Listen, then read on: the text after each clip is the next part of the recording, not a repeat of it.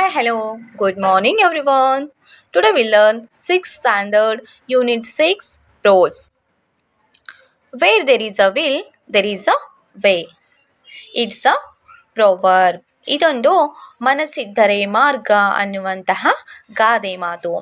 ಈ ಪಾಠವು ಇಬ್ಬರು ಆಟಗಾರರನ್ನ ಕುರಿತು ನೀಡಿದ್ದು, ಅವರು ತಮ್ಮ ಕೊರತೆಗಳನ್ನು ಅಥವಾ ಸಮಸ್ಯೆಗಳನ್ನು ಎದುರಿಸಿ ಯಾವ ರೀತಿಯಾಗಿ ಸಾಧನೆಯನ್ನ ಮಾಡಿದ್ದರು ಎಂಬುದರ ಬಗ್ಗೆ ಈ ಪಾಠದಲ್ಲಿ ತಿಳಿಸಲಾಗಿದೆ. So let's listen. We have some activities. Do you know what a website is? Website ಅಂತಂದರೆ ಏನು ಅಂತ ಕೇಳಿದರೆ, a website is a place on the internet where you can find information about something. Website ಅಂತಂದರೆ ಅಂತರ್ಜಾಲ ತಾಣ. ಇಲ್ಲಿ ನೀವು ಇಂಟರ್ನೆಟ್ನ ಮೂಲಕ ಯಾವುದೇ ಮಾಹಿತಿಯನ್ನು ಹುಡುಕುವಂತಹ ಒಂದು ಸ್ಥಳಕ್ಕೆ ನಾವು ವೆಬ್ಸೈಟ್ ಅಂತ ಕರಿತೀವಿ. Doctor Vinod Saina, a visually challenged man, has developed a website for the blind. Listen to your teacher to know more about Dr. Vinod Saina. ದೃಷ್ಟಿ ವಿಕಲಚೇತನರಾದಂತಹ ಡಾಕ್ಟರ್ ವಿನೋದ್ ಸೈನಾರವರು ಅಂಧರಿಗಾಗಿ ಒಂದು ವೆಬ್ಸೈಟನ್ನು ಅಭಿವೃದ್ಧಿಪಡಿಸಿದರು. ಇದರ ಬಗ್ಗೆ ಇನ್ನಷ್ಟು ಮಾಹಿತಿಯನ್ನು ನೀವು ನಿಮ್ಮ ಟೀಚರ್ಸ್ ಜೊತೆಗೆ ಚರ್ಚೆ ಮಾಡಿ ಕಲೆಕ್ಟ್ ಮಾಡಿ ಅಂತ ಹೇಳಿದ್ದಾರೆ. Let's listen and respond. First question, what is a website? A website is a place on the internet where you can find information about something. Second question, who is Dr. Vinod Saina? Dr. Vinod Saina, a visually challenged man, has developed a website for the blind. Third one, how did Dr. Vinod Saina connect the visually challenged people to the world of internet? Dr. Vinod Saina is the person who developing a website for the blind. The extraordinary features of the website is that it can be navigated without a mouse, with text-to-speech software.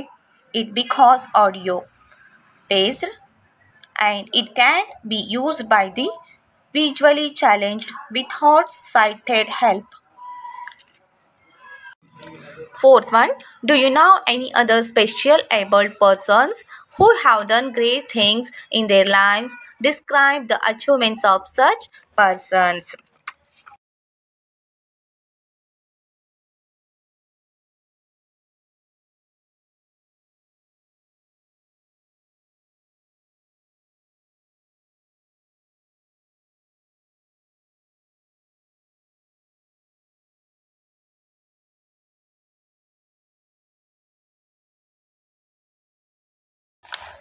Introduction. No one is born great. One becomes great by his deeds, willpower, patience, and perseverance. These make a person overcome his or her weaknesses and disabilities to achieve his or her goal. Here are two stories of athletes who have achieved their best in spite of their physical challenges. They were differently abled indeed.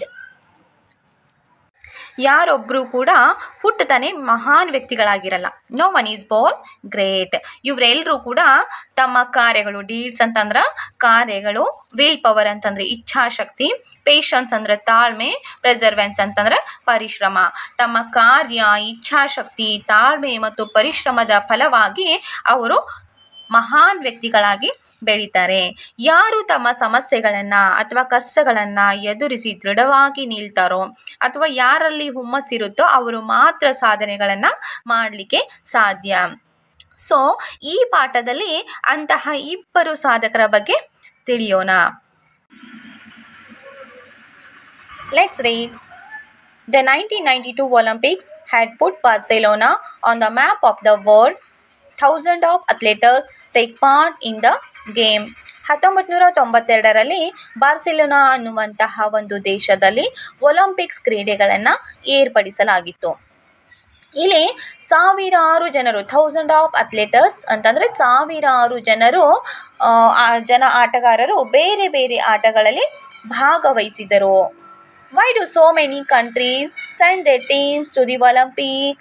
ಯಾಕೆ ಈ Olympic ಗೇಮ್ಗಳಲ್ಲಿ ಹಲವಾರು ದೇಶಗಳಿಂದ ಆಟಗಾರರ ತಂಡಗಳು ಪಾಲ್ಗೊಳ್ತಾರೆ ಅಂತ ಕೇಳಿದ್ದಾರೆ.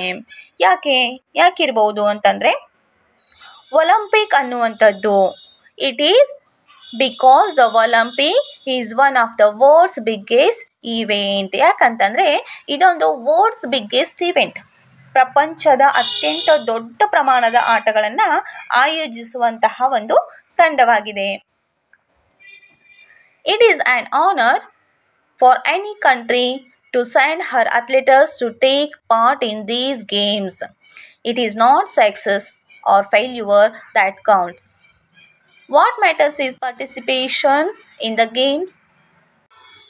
Olympics ಆಟಗಳಲ್ಲಿ ಭಾಗವಹಿಸುವುದೇ ಒಂದು ಗೌರವದ ಮಾತು ಅಲ್ವಾ. ಕ್ರೀಡಾಕೂಟಗಳಲ್ಲಿ ಸೋಲು ಗೆಲುವು ಇದ್ದದ್ದೇ. ಸೊ ಗೆಲುವಾಗಲಿ ಅಥವಾ ಸೋಲಾಗಲಿ ಇಲ್ಲಿ ಯಾವುದು ಮುಖ್ಯ ಅಲ್ಲ.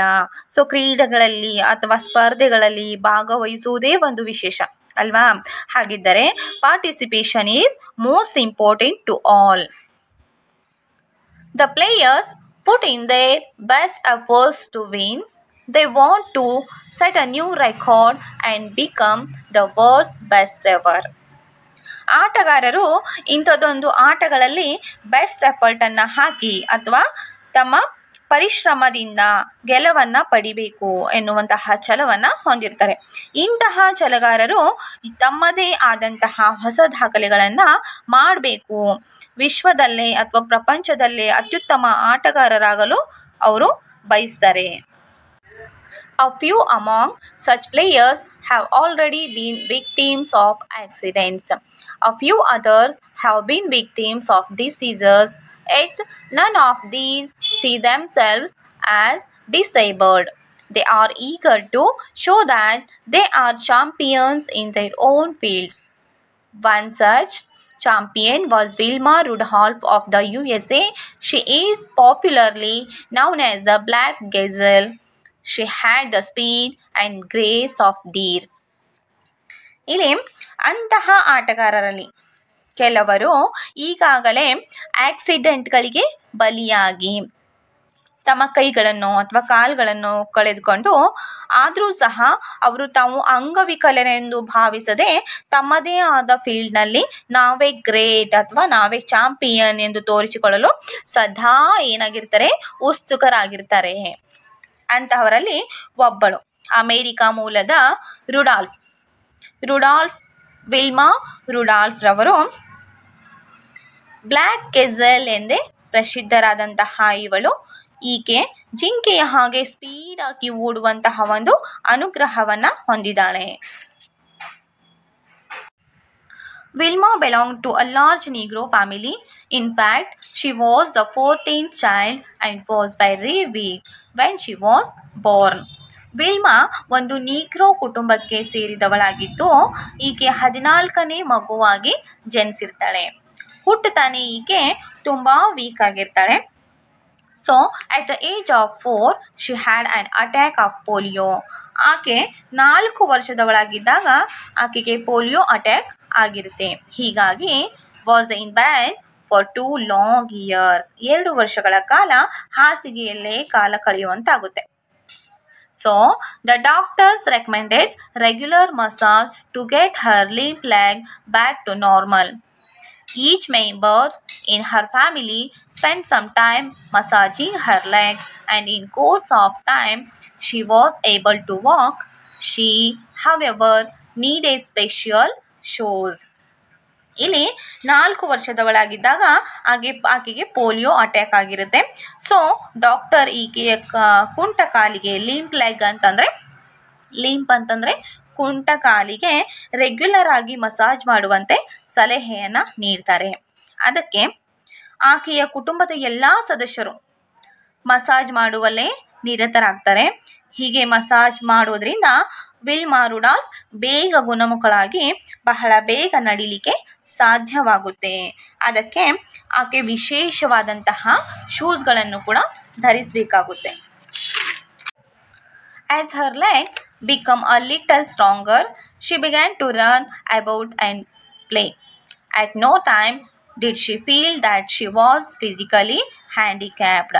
ಅವಳ ಕಾಲುಗಳು ಬಹಳ ಬೇಗ ಬಲವಾಗುತ್ತಿದ್ದಂತೆ ಅವಳು ಓಡಲು ಪ್ರಾರಂಭಿಸ್ತಾಳೆ. ಯಾವುದೇ ಸಮಯದಲ್ಲಿಯೂ ಸಹ ವಿಲ್ಮಾ ರುಡಾಲ್ಫ್ಗೆ ನಾನು ದೈಹಿಕವಾಗಿ ಅಂಗವಿಕಲೆ ಅನ್ನುವಂತಹ ಭಾವನೆಯೇ ಆಕೆಯಲ್ಲಿ ಇರ್ತಿರ್ಲಿಲ್ವಂತೆ. ಸೊ ಕೆಲವು ವರ್ಷಗಳನ್ನು ಕಳೆದಂತೆ, ಆಸ್ ಇಯರ್ಸ್ ಪಾಸ್ಡ್, ಕೆಲವು ವರ್ಷಗಳನ್ನು ಕಳೆದಂತೆ ಆಕೆಯ ಹೆಲ್ತ್ ಇಂಪ್ರೂವ್ ಆಗುತ್ತೆ. She improved in health and grew strong enough to play basketball for her school. She was always cheerful and active and was full of hope that she would one day be a great player. ತನ್ನ ಶಾಲೆಯಲ್ಲಿ basketball ಆಡುವಷ್ಟು strong ಆಗಿ ಬೆಳೀತಾಳೆ. ಸದಾ ಲವಲವಿಕೆಯಿಂದ ಅಥವಾ active ಆಗಿದ್ದ ಈಕೆ ಒಂದು ದಿನ ನಾನು ತುಂಬ ದೊಡ್ಡ ಅಥವಾ ಶ್ರೇಷ್ಠ ಆಟಗಾರ್ತಿ ಆಗುವಂತಹ ಒಂದು ಭರವಸೆಯನ್ನು ಕೂಡ ಈಕೆ ಹೊಂದಿರುತ್ತಾಳೆ.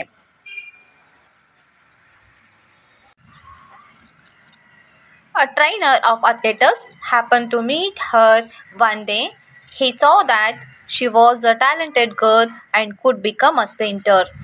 She took regular lessons from this coach. ಒಂದು ದಿನ ಕ್ರೀಡಾಪಟುಗಳ ತರಬೇತುದಾರ ವಿಲ್ಮಾ ರುಡಾಲ್ಫ್ರನ್ನ ಭೇಟಿಯಾದರು. ಹೀಗೆ ಭೇಟಿಯಾದ ತರಬೇತುದಾರ ಆಕೆಯಲ್ಲಿರುವಂತಹ ಒಂದು ಛಲ ಪ್ರತಿಭೆಯನ್ನು ಗುರುತಿಸಿ ಈಕೆ ಒಬ್ಬ ಒಳ್ಳೆಯ ಸ್ಪ್ರಿಂಟರ್ ಆಗ್ತಾಳೆ ಅಥವಾ ಓಟಗಾರಳಾಗ್ತಾಳೆ, ಒಬ್ಬ ಪ್ರತಿಭಾವಂತ ಹುಡುಗಿ ಅಂತ ಈಕೆ ಬಗ್ಗೆ ಹೇಳ್ತಾನೆ. Which helped her join the American Olympic team that went to Melbourne.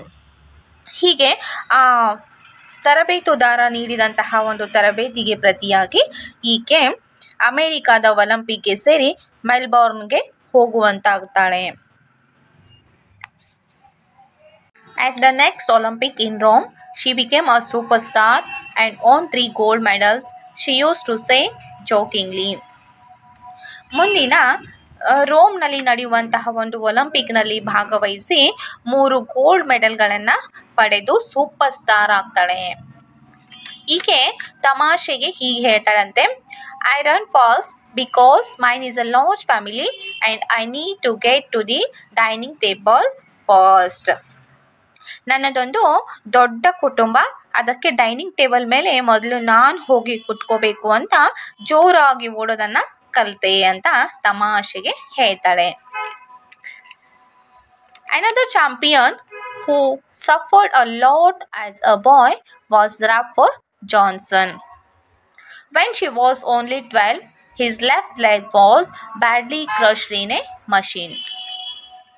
ಅದೇ ರೀತಿ ಮತ್ತೊಬ್ಬ ಚಾಂಪಿಯನ್ ರಾಫರ್ ಜಾನ್ಸನ್ ಎಂಬುವನು ಚಿಕ್ಕ ಹುಡುಗನಿದ್ದಾಗಲೇ ತುಂಬ ಜೀವನದಲ್ಲಿ ಸಫರನ್ನು ಮಾಡಿರ್ತಾನೆ.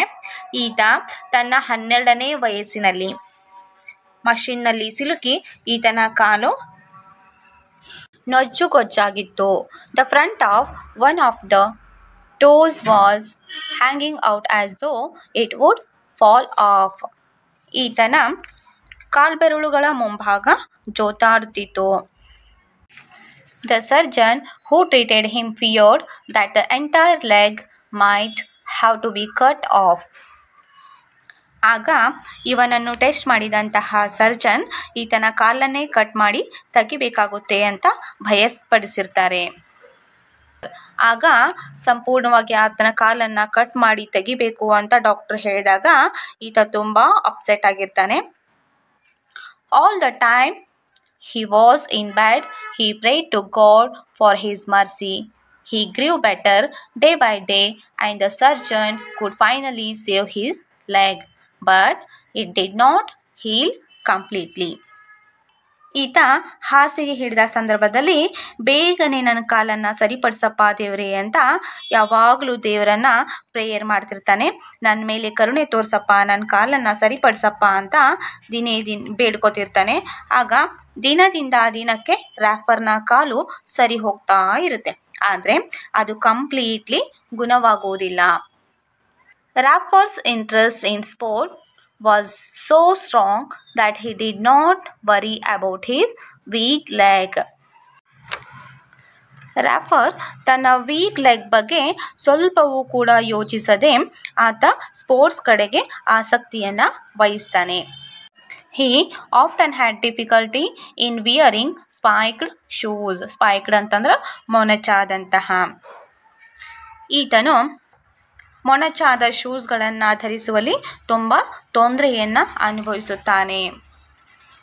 But his did not stop him from having regular practice. ಆದರೂ ಸಹ ಪ್ರಯತ್ನವನ್ನು ನಿಲ್ಲಿಸದೆ ಪ್ರತಿದಿನ ಶೂಗಳನ್ನು ಧರಿಸಲಿಕ್ಕೆ ಪ್ರಾಕ್ಟೀಸನ್ನು ಮಾಡ್ತಿರ್ತಾನೆ. He worked hard day and night and was finally selected for the Olympic. He took part in the decathlon and won the first place. He was called the greatest all-round athlete in the world. ಹಗಲು ರಾತ್ರಿ hard work ಮಾಡಿ ಕೊನೆಗೆ ಆತ ಒಲಿಂಪಿಕ್ಗೆ select ಆಗ್ತಾನೆ. ಡೆಕೆಥ್ಲಾನ್ ಎಂಬುದರಲ್ಲಿ ಆಟದಲ್ಲಿ first ಪ್ರೈಸನ್ನು ಗೆಲ್ತಾರೆ. ಆಗ ಪ್ರಪಂಚದಲ್ಲಿ ಅತ್ಯುನ್ನತವಾದಂತಹ ಆಲ್ರೌಂಡರ್ ಅಥ್ಲೆಟಸ್ ಅಂತ ಕರೆಯಲಾಗುತ್ತೆ. Both these champions had a dream. They set themselves a goal to achieve the dream. They worked with a will to reach this goal. Their dreams came true and they became world's famous athletes. ಈ ಇಬ್ಬರು ಚಾಂಪಿಯನ್ಗಳು Wilma Rudolf and ರ್ಯಾಫರ್ Johnson's ಈ ಇಬ್ಬರು ಕೂಡ ಬಹಳ ಪರಿಶ್ರಮದಿಂದ ತಮ್ಮ ಕನಸನ್ನು ನನಸಾಗಿ ಮಾಡಿಕೊಂಡು ಪ್ರಸಿದ್ಧ ಕ್ರೀಡಾಪಟುಗಳಾಗಿ ಹೊರಹೊಮ್ಮಿದರು. Now this lesson is completed. Thank you.